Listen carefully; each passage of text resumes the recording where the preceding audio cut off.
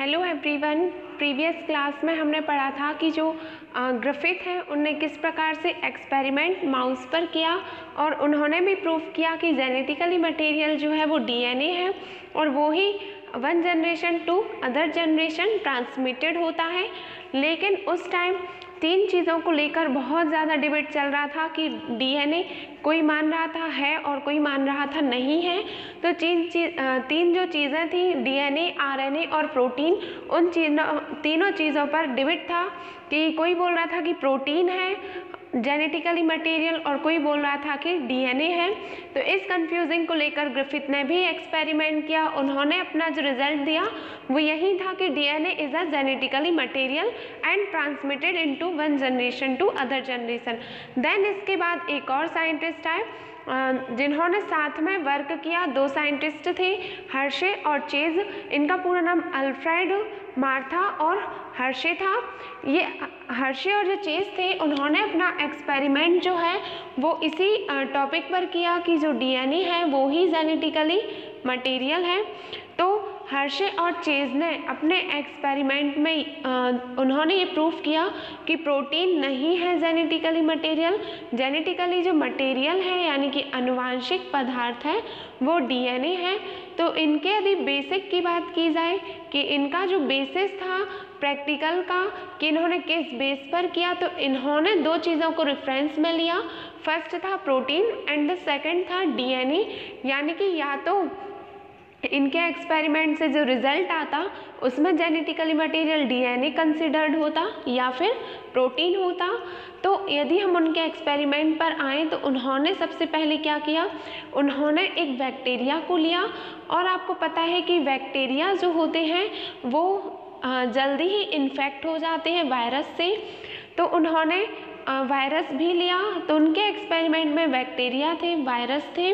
अब यदि हम बात करें कि वायरस क्या है और उन्होंने वायरस पर ही एक्सपेरिमेंट, वायरस को लेकर ही एक्सपेरिमेंट क्यों किया, तो जो वायरस होते हैं ना तो वो लिविंग थिंग्स होती हैं, ना तो वो जीवित होते हैं और ना ही वो नॉन लिविंग यानी कि अजीवित होते हैं।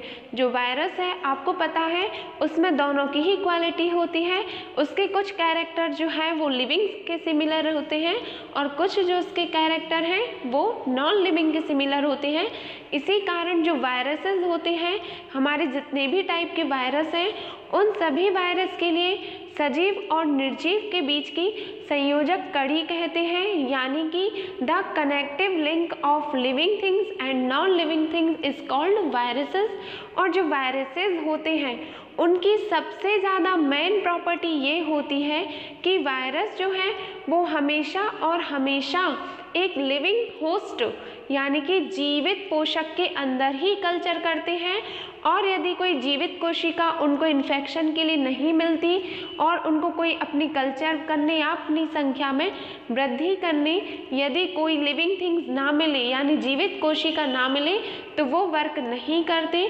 और जो वायरसेस होते हैं वो जीवित कोशिका के बाहर क्रिस्टलीकृत हो जाते हैं, एक क्रिस्टल यानी कि रवे के समान होते हैं और वो इन्फेक्शन नहीं कर सकते और उनमें बायोलॉजिकल प्रोसेस नहीं होती। सिर्फ जो वायरस है वो लिविंग होस्ट सेल यानी जीवित पोषक कोशिका के अंदर ही अपनी वृद्धि कर पाते हैं और इन्फेक्शन कर पाते हैं। अब यदि हम बात करें हर्शे और चेज ने अपने एक्सपेरिमेंट में किस वायरस को लिया, तो जो वायरस हैं वो बहुत सारे टाइप्स के होते हैं और जो मेनली उनको क्लासिफाइड किया गया है वायरसेस को, उनको 3 टाइप्स में डिवाइड किया है वायरस। फर्स्ट है जो होते हैं एनिमल वायरस, सेकंड होता है plant virus and the third and last जो है हमारा होता है एनिमल और प्लांट यानी कि बैक्टीरियोफाज वायरस। तो यहाँ पे जो एनिमल वायरस है वो ये है कि जो वायरस ऐसे वायरसेस जो एनिमल पर अटैक करते हैं, एनिमल को इन्फेक्ट करते हैं और उनको संक्रमित करते हैं, ऐसे वायरस जो हैं वो एनिमल वायरस कहलाते हैं। और ऐसे वायरस जो प्लांट को या किसी पौधे को इन्फेक्ट करते हैं या अटैक करते हैं, वो प्लांट वायरसेस कहलाते हैं। और जो लास्ट है वो है बैक्टीरियोफाज वायरस, यानी कि ऐसे वायरस जो बैक्टीरिया पर अटैक करते हैं यानी जीवाणु पर अटैक करते हैं, उन वायरस को हम बैक्टीरियोफाज वायरस कहते हैं। और यहाँ पे हर्शे और चेज ने अपने एक्सपेरिमेंट के लिए जो बैक्टीरियोफाज लिया था, उस बैक्टीरियोफाज की जो प्रजाति थी यानी कि सब स्पीसीज थी, वो उसकी T2 फाज थी। यानी हर्शे और चेज ने अपने एक्सपेरिमेंट में जो वायरसेस लिया था, उस वायरस का नाम T2 फाज था। T2 फाज। यहाँ पे जो बैक्टीरियोफेज है उसी को शॉर्ट में T2 फाज कहा गया है। और जो हमारा T2 फाज वायरस होता है उसका स्ट्रक्चर इस टाइप से होता है। इसमें ये जो बाहर का आवरण रहता है वो प्रोटीन की बहुत सारी यूनिट्स से मिलकर बनता है, और प्रोटीन की इन सारी यूनिट्स को हम एक साथ कैप्सिड कहते हैं, कैप्सिड। और इसे हम जो है प्रोटीन कवर भी बोल सकते हैं, प्रोटीन कवर, क्योंकि जो हमारा वायरस होता है उस वायरस में जो उसका बाहरी कवर होता है या उसकी जो मेम्ब्रेन रहती है वो प्रोटीन की बनी रहती है और उसे हम कैप्सिड कहते हैं। और ये जो अंदर इसके पाया जाता है ये जेनेटिकली मटेरियल यानी कि इसका आनुवांशिक पदार्थ होता है। और लेकिन हमें इस जो टॉपिक है हमारा उसमें हमें पहले से कंसीडर नहीं करना कि इसमें मतलब DNA है मटेरियल की RNA है। ये हम बाद में डिसाइड करेंगे कि जो जेनेटिकली मटेरियल है वो DNA है या प्रोटीन है।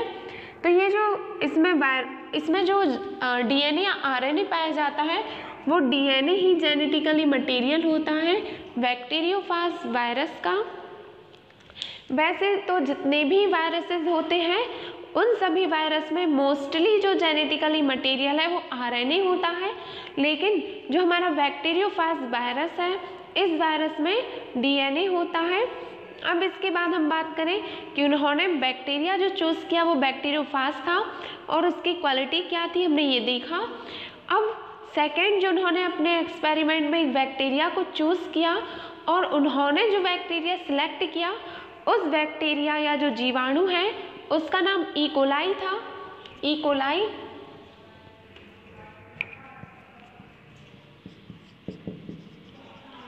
E coli bacteria. इस ई कोलाई बैक्टीरिया का जो पूरा नाम है वो है इस्चीरिचिया कोलाई, इस्चीरिचिया कोलाई। और यदि आपके मन में एक क्वेश्चन आ रहा होगा कि उन्होंने जो बैक्टीरिया है वो उन्होंने ई कोलाई बैक्टीरिया ही क्यों लिया, बैक्टीरिया बहुत सारे टाइप्स के होते हैं, तो इसका जो मेन रीज़न है वो ये है कि उन्होंने ये जो ई कोलाई बैक्टीरिया है उसको अपने एक्सपेरिमेंट के लिए चूज़ इसलिए किया क्योंकि ये बहुत ही इजीली मिल जाता है, बहुत ही इजीली पाया जाता है और इसे लेबोरेटरी में बहुत ही आसानी से कल्चर कराया जा सकता है और इसकी कॉलोनीज़ को बनाया जा सकता है। एंड जो हम ई कोलाई होता है आपको पता है ये हमारी ह्यूमन बॉडी में भी होता है। ह्यूमन बॉडी की जो इंटेस्टाइन यानी कि आंत पाई जाती है उस आंत में ये बैक्टीरिया होता है जिसे हम ई कोलाई बैक्टीरिया या इस्चीरिचिया कोलाई कहते हैं।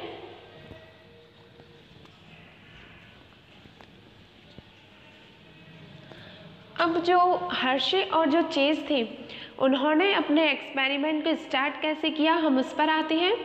तो हर्शे और जो चेज थे उन्होंने क्या किया कि जो हमारा ई कोलाई बैक्टीरिया था उस ई कोलाई बैक्टीरिया और जो हमारा बैक्टीरियोफाज वायरस था उस वायरस के बीच इंट्रैक्शन कराया और इंट्रैक्शंस के लिए उन्होंने बहुत सारे मीडियम ना लेकर मेनली 2 मीडियम यूज़ किए।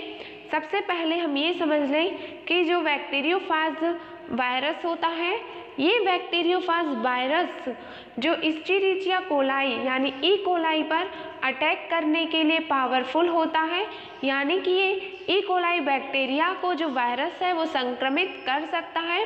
और आपके लिए यहाँ पे जो फर्स्ट स्टेप है हमारे इस एक्सपेरिमेंट का, फर्स्ट स्टेप,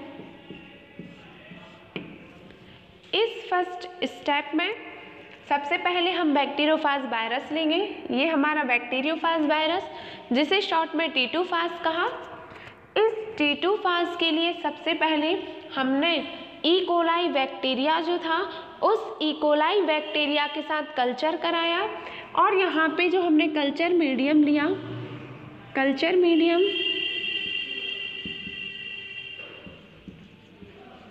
इस कल्चर मीडियम पर हमने 2 टाइप के रेडियो एक्टिव सॉल्यूशन बनाए।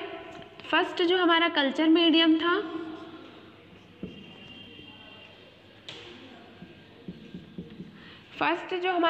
मीडियम था, उन्होंने 2 रेडियो एक्टिव लिए। आपको पता है कि फॉस्फोरस जो है वो रेडियो एक्टिव होता है और जो सल्फर है ये भी रेडियो एक्टिव होता है। तो इन्होंने जो फास्फोरस का यहाँ पे आइसोटॉपिक यूज़ किया यानी कि समस्थानिक यूज़ किया, वो रेडियो एक्टिव आइसोटॉप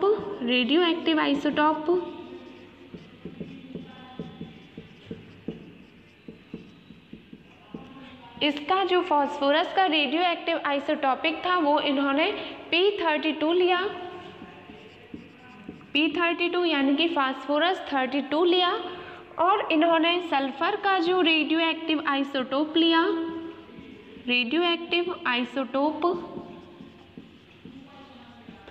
ये जो रेडियो एक्टिव आइसोटोप सल्फर का था ये हमारे S का सल्फर और ये हमारे P का। तो सल्फर का जो उन्होंने रेडियो एक्टिव आइसोटोप लिया वो S35 था, S35। अब ये दोनों ही रेडियो एक्टिव हैं यानी कि रेडियो एक्टिविटी को दर्शाते हैं।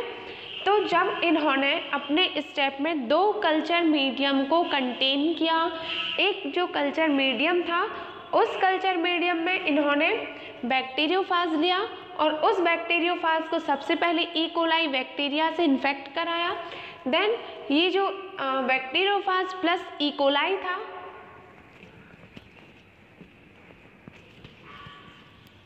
बैक्टीरियोफाज या हम इसे लिख सकते हैं T2 फाज पार्टिकल विथ, यहाँ पे जो T2 पार्टिकल थे वो ई कोलाई के साथ थे। ई कोलाई से हमने इसका मिक्सचर बनाया। फिर इसके बाद फाज पार्टिकल प्लस ई कोलाई। अब इन दोनों को हमने 2 अलग अलग सॉल्यूशन लिए। उस अलग अलग सॉल्यूशन में एक जो सॉल्यूशन था उसमें जो सॉल्यूशन के लिए जितना भी मीडियम था वो मीडियम S35 से युक्त था यानी कि उसमें सल्फर था। और जो सेकेंड कंटेनिंग मीडियम लिया उन्होंने वो मीडियम P32 था। अब आपके लिए यहाँ पे डिफरेंस देखना है कि फॉस्फोरस और सल्फर क्यों लिया। तो उन्होंने फॉस्फोरस और जो सल्फर है वो इसीलिए लिया क्योंकि जो फॉस्फोरस है वो DNA में पाया जाता है और जो सल्फर है वो प्रोटीन में पाया जाता है। ऐसा नहीं है कि सल्फर कभी भी DNA में पाया जाएगा। DNA में हमेशा फॉस्फोरस और प्रोटीन में हमेशा सल्फर पाया जाता है। और यही इसका मेन बेसिक था कि प्रोटीन है जेनेटिकली मटेरियल या DNA। तो अब इसे हम एक्सपेरिमेंट में आगे देखते हैं। तो जब उन्होंने fast particle plus E coli को S35 से इंट्रैक्ट कराया या इसका सॉल्यूशन बनाया तो जो कल्चर मीडियम बना उस कल्चर मीडियम में जितने भी बैक्टीरियोफाजिस थे, वायरस थे, वो सभी वायरस S35 से लेबल्ड हो गए और उनमें जो सल्फर का सोर्स था वो कहीं और से नहीं आया क्योंकि कंटेनिंग मीडियम जो है वो सल्फर लिया है। तो फर्स्ट जो हमारे पास कल्चर मीडियम था उस पर हमने बैक्टीरियोफाज को S35 से ग्रोथ कराया, S35 के प्रेजेंस में, जिससे हमारे जितने भी बैक्टीरियोफाजिस थे या जो T2 वायरस थे, ये हमारे जो T2 वायरस थे वो रेडियो एक्टिव हो गए। ये हमारा जो है वो कल्चर मीडियम है,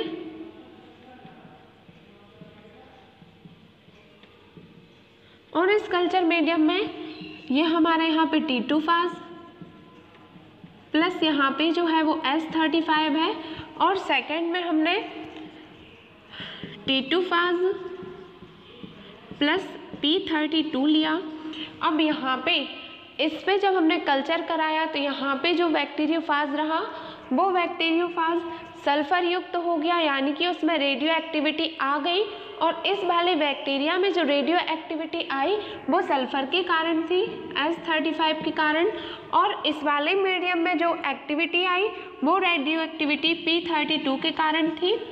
अब इन्होंने इन दोनों मीडियम में जो हमारे लिए बैक्टीरियोफाजिस मिले, उन दोनों बैक्टीरियोफाजिस का मान लीजिए कोई हमारी बैक्टीरियल सेल है, बैक्टीरियल सेल, इस बैक्टीरियल सेल में ये हमारी ई कोलाई की बैक्टीरियल सेल है और ये इसकी मेम्ब्रेन है। अब आपको पता है कि जो हमारा कोई भी वायरस है जब वो किसी भी सेल को इन्फेक्ट करता है तो अपना जो बाहरी कवर या जो प्रोटीन होता है उसको बाहर छोड़ देता है, और उसके अंदर जितना भी जेनेटिकली मटेरियल होता है, चाहे वो RNA वायरस हो या DNA वायरस हो, ये प्रोटीन कवर बाहर ही रह जाएगा। और जब इसको हम अटैच्ड कराएंगे बैक्टीरियल सेल के साथ, अटैच विथ बैक्टीरियल सेल, तो बैक्टीरियल सेल तो ये प्रोटीन वाला जो कवर है ये बाहर रह गया, और आपने देखा कि ये जो इसमें मटेरियल पाया जा रहा था जेनेटिकली वो मटेरियल बस इसके अंदर गया और ये कैप्सिड वाला जो है वो बाहर रह गया। अब इन्होंने यहाँ पे देखा कि जो ये दोनों ही जो कल्चर मीडियम वाले अलग अलग बैक्टीरियोफाज थे, ये दोनों एक ही बैक्टीरियल सेल में आ गए। अब हमें ये देखना है कि जब हम इस बैक्टीरियल सेल को डबलिंग कर मतलब इस बैक्टीरियल सेल की इनहेरिटेंस देखेंगे तो वो किस टाइप से होगी।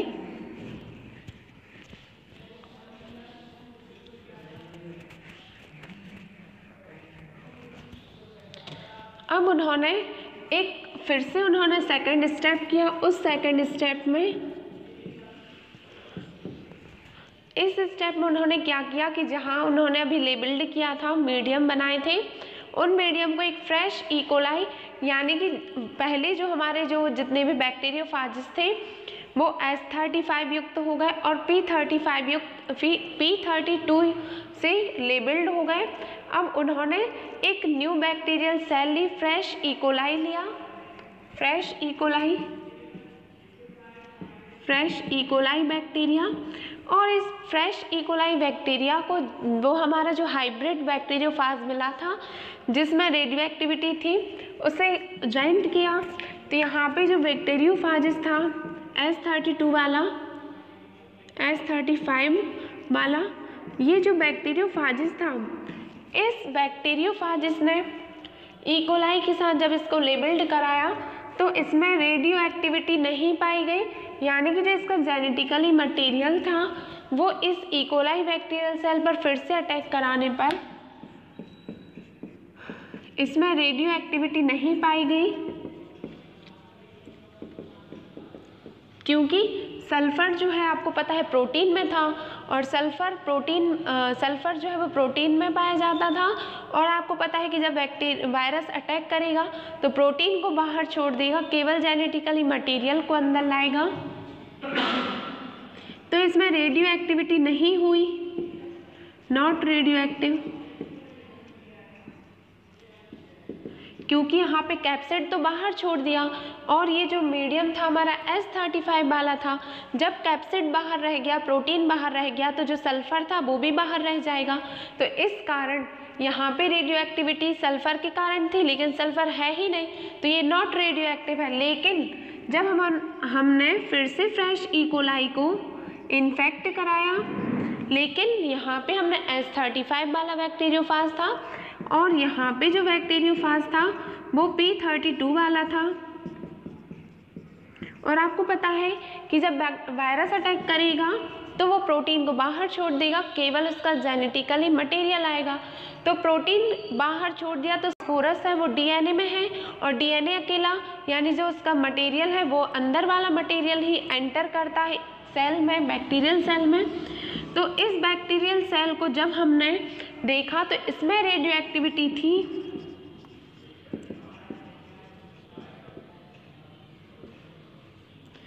इसलिए ऐसा हुआ क्योंकि ये वाला पार्ट जो है वो अंदर एंटर किया, लेकिन प्रोटीन वाला बाहर रह गया। लेकिन ये फॉस्फोरस था और फॉस्फोरस रेडियो एक्टिव लिया था हमने, इस कारण इसमें रेडियो एक्टिविटी आई।